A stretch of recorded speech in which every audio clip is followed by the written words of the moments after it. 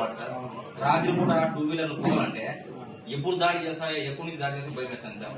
ముఖ్యంగా ఈ 5-6 పిల్లలు బయట రావాలంటే సార్ అదేదో ఒక వేట జంతువులాగా వేటాడతాను సార్. మీరు చాలా సీరియస్ కాదు సార్, చాలా సీరియస్ ప్రాబ్లం ఉంది సార్. 33వ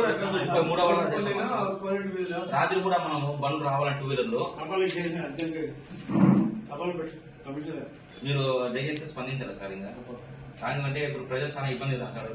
ఇప్పుడు వచ్చే కంప్లైంట్లు 3-4 సార్, వారానికి కుక్కలు కదా సార్. రాని కంప్లైంట్ ఇంకా ఉన్నాయి సార్. కంప్లైంట్లు చెప్పారు సార్. ముఖ్యంగా సార్ ఇంత చిన్నపిల్లలు 6-7 వయసు పిల్లలు చూస్తే అది అదే పనిగా డ్రైవ్ చేస్తున్నాయి సార్. మొన్న మచాన్ కూడా మీరు విన్నారు.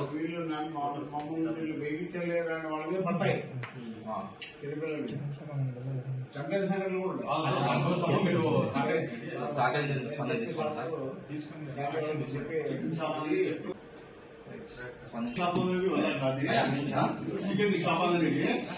Congress party in-charge K A Shanawaz అన్న గారి ఆదేశాల మేరకు ఈరోజు కమిషనర్ గారు కలవడం జరిగింది.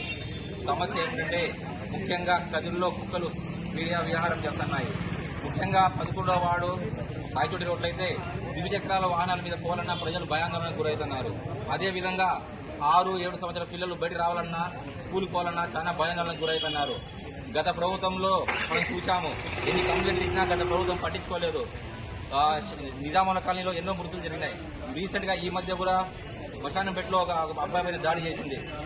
ఇవి కంప్లైంట్లు వచ్చేటివి అయితే ఇంకా రానివి ఇంకా చాలా కంప్లైంట్లు ఉన్నాయి.